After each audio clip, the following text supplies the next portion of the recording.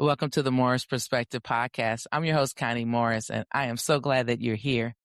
I bring more to this space than just a microphone. I bring my story. I bring the perspective of a retired police officer who stood inside the justice system and seen how decisions are made, how people are labeled, and how perception can follow a person before the facts are fully heard. I bring the perspective of a criminal justice instructor and trainer who has helped students and professionals look beyond textbook definitions and think about justice, accountability, bias, power, and the real people behind the policies. I bring the perspective of an author, a researcher who studies race, language, systems, and the narratives that shape how people are seen, treated, judged, and remembered. These are not just topics for me. I have worked on them. I have taught them. I have lived them. I have studied them. And most important, I have written about them. And I see how one word, one label, one assumption, one system, one mistruth, one lie can change the person's story before it's told. That is why I create the Morris Perspective Podcast. This is a space where we do not just accept the story as is. We look again. We listen closer. We challenge what needs to be challenged. And we search for the truth that has been hidden, ignored, or twisted. So settle in, listen, and take a deeper look at the stories, the systems, and the truth that have been hidden through the lens of your host, Connie Morris, on the Morris Perspective Podcast.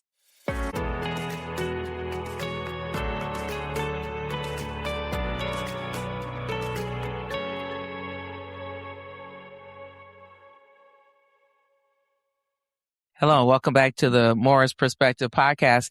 I'm your host, Connie Morris, and we're on our journey through the Black AF history, or pretty much a case study of Black history in America. Today is case file number 7, and I'm taking a little side road. We've taken a back road on this next topic because it's been covered before.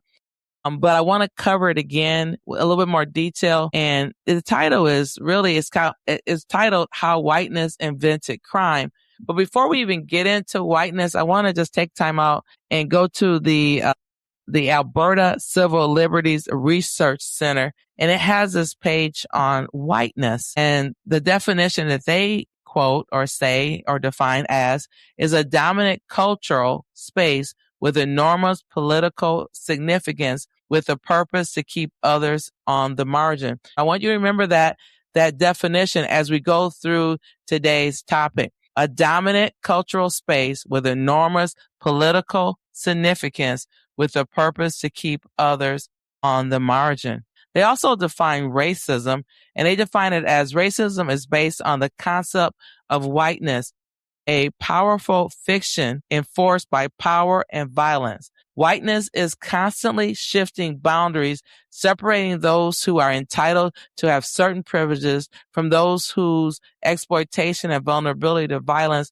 is justified by them not being white. We understand that social construct is something that's really made up, right? It's something that's made up in America.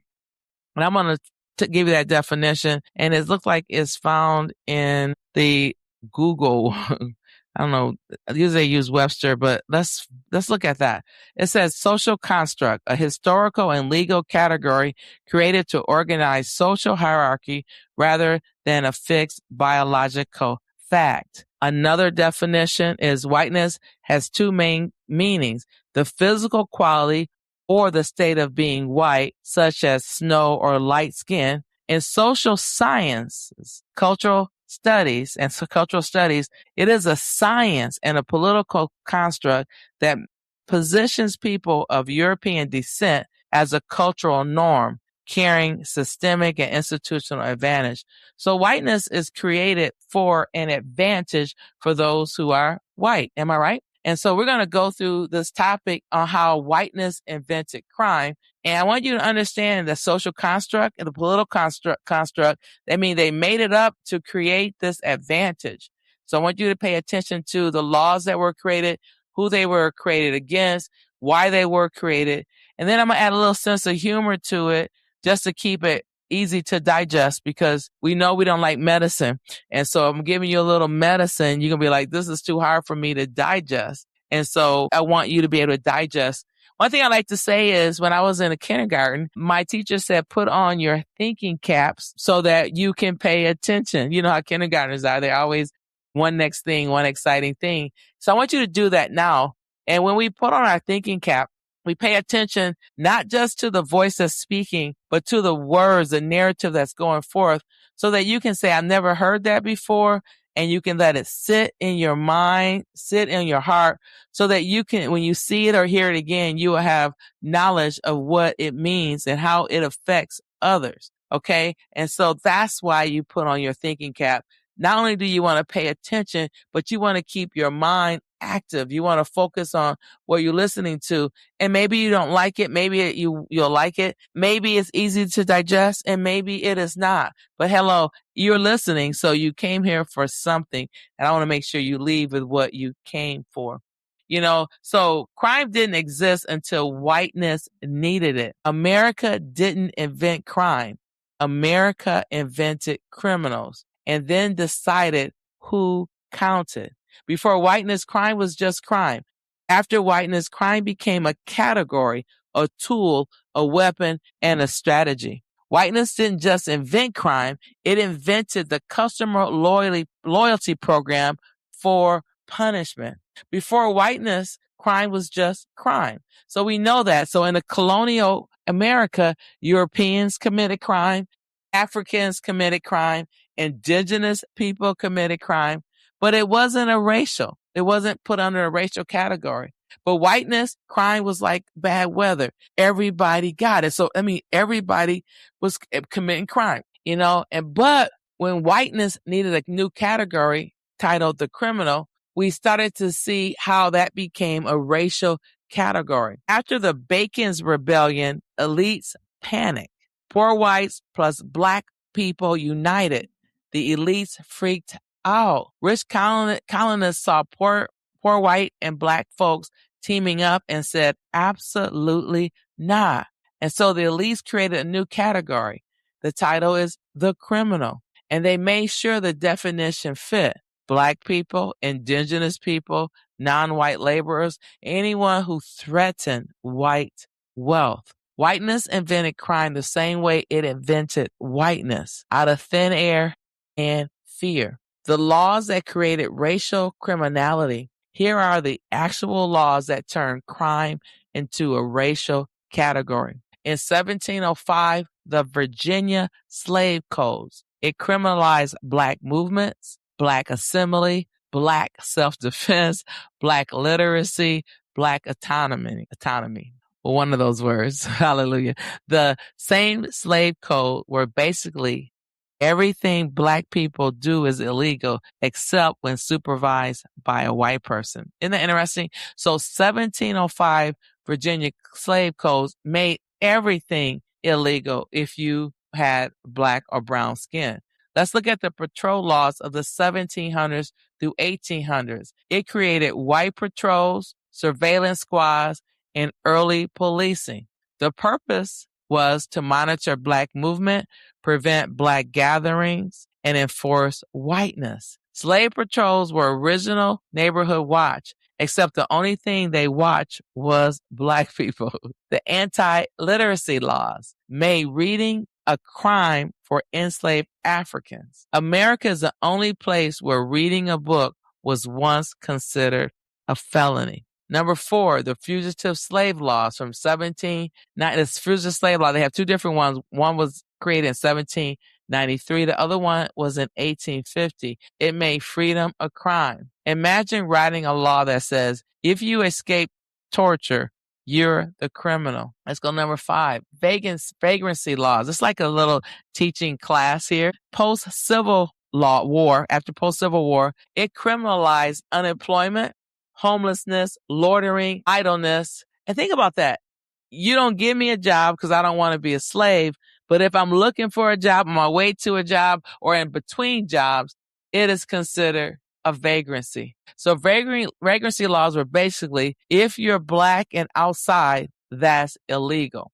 Let's go to number 6, Black Codes, 1865 through 1866. It criminalized Black labor independence, Black mobility, Black economic competition. Black Codes were the sequel to slavery. Same plot, different title. Let's look at number 7, the Jim Crow laws from 1877 to 1965. I was born in 1963. Wow. It criminalized sitting, standing, voting, speaking, and existing in the wrong places. Jim Crow turned segregation into a legal obstacle course. Number 8, law and order policies. From 1960 to 1990, I was a police officer from 1990 to 2015. So fresh out of this law and order, it criminalized Black neighborhoods, Black youth, Black protests, Black culture. Law and order was the rebrand of whiteness, like when companies change their name after a scandal. When we think about these laws, we think about who created them, why they were created. And if you think about these, they were created for control. They were created for racial category. They were created for surveillance. They were created for policing. They were created mostly for enforcing whiteness. And you see that you can't read unless it's a felony. What our Black people need to read? Who they're voting for? Come on now. If they get a chance to vote, let's continue. Real people are criminalized by whiteness. And let's talk about these. This is historical. Let's tie these figures together with Black. These are Black people who we know. We know these people because there's books about them. Number 1, Harriet Tubman was criminalized for liberation. Wanted poster described her as a fugitive. She was free, but yet she was considered a fugitive because she was helping slaves get through, get free and stay free, right? Created the rebellion. Yeah. He was executed for resisting enslavement. Yeah, that's a sad one. And if you read there's a book called, I got to think of it, where he's mentioned a lot. Harriet Tubman, criminalized for liberation. The Delectable Negro. If you go to read The Delectable Negro, you hear a lot about how Nat Turner, because he was strong and he was mighty, and he decided he wasn't going to be a slave anymore. And they ended up catching him, killing him. And guess what they did? They ate his body because they wanted some of that strength, some of that courage. White people did. I know, read The Delectable Negro and you will find out some things that slavery, not only were you working for free, but it was the other things going on in that time period that will make you sick to your stomach. We know Harriet Tubman was criminalized for liberation. Wanted poster called her a fugitive, and she was just trying to get people free. Frederick Douglass, criminalized for literacy. Reading was illegal for him, but he wrote books. He told the story from his perspective. So when you make it legal, guess what? There's always a way around it. Anthony Burns, arrested after the fugitive slave law.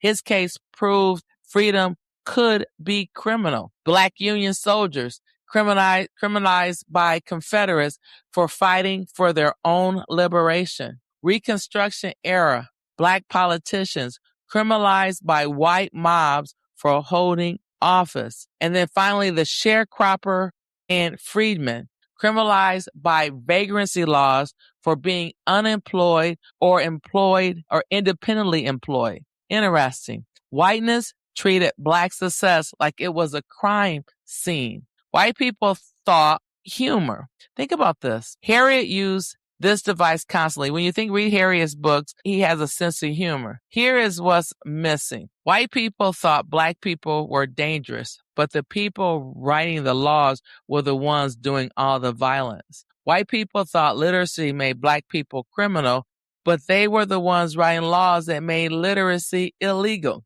White people thought Black people gathering was suspicious, but they were the ones gathering to write laws restricting Black movement, burning crosses, wearing masks. They were breaking the law that they created.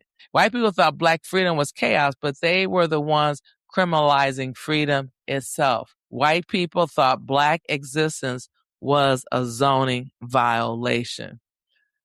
When we think about whiteness, that is arbitrary, right? Whiteness criminalized reading, walking, resting, working, not working, gathering, not gathering. And I added these two: driving while Black and crossing the street while Black, or just existing too confidently. What does that mean? You're in the office. You went through the same academy everybody else went through. You went through the same training. You went through the same interview process, application process. But yet when you get the job, why are they looking at you like, how did you get here? Why are you here? When I was in the academy with you, you were nothing. You were scared. You didn't know how to fight. You didn't even know how to talk. But yet you get the job with the uniform, and now you're something. You're looking down on me, and you were the punk in the academy. I know I'm being raw, but I told you, put on your thinking cap. Also, maybe you want to plug your ears on some of this, but I want to keep it real. I want to keep it real that things shift and things change, but the laws stay the same. So how do we bridge whiteness, crime, policing, and incarceration together? Let's go there. This right here, when I said that, like whiteness, crime, policing, and incarceration, this is like the missing connective tissue to put this all together. You know, whiteness didn't just create criminals. Whiteness created the laws, the patrols, the surveillance, the punishment, and the prisons. Whiteness built the entire pipeline: whiteness, criminalization, policing, and incarceration. American policing didn't evolve, it rebranded itself. It was no longer slave patrol, it's just patrol. But we're patrolling where? In the Black neighborhoods. Who we're arresting the most, who's going to prison the most. You know, policing began as slave patrols. If you do your lessons in your criminal justice class, it started as really slave enforcement. Slaves were running away, and then they would get caught, get whipped, and get sent back to their farm, to their land. They enforced plantation enforcement.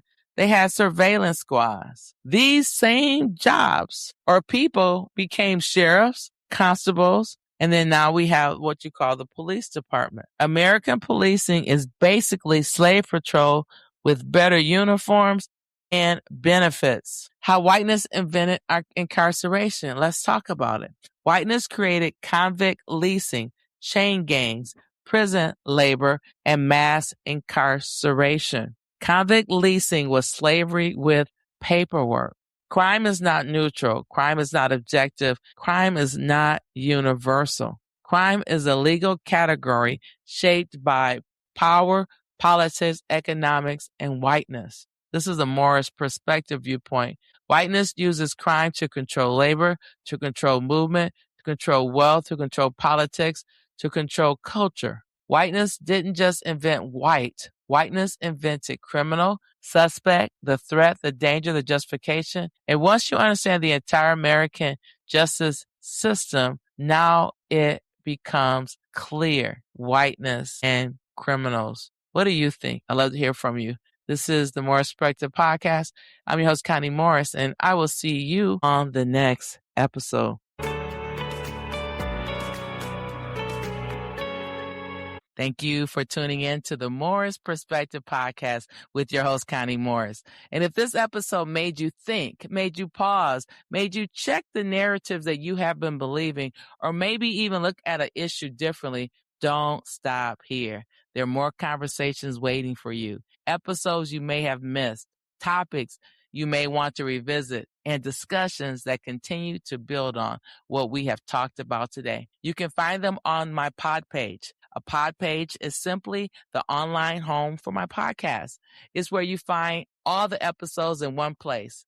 You can listen again, you can explore different topics, and you can share episodes with others. And most importantly, you can sign up for my newsletters. To get there, just click on the pod page link listed in this episode description. And yes, it is free. If you have any questions, episode ideas, or simply want to connect with me directly, email me at the Morris Perspective Podcast at gmail.com. Until then, stay empowered, stay in the know, and stay knowledgeable. Thank you for tuning in, and I'll see you on the next episode.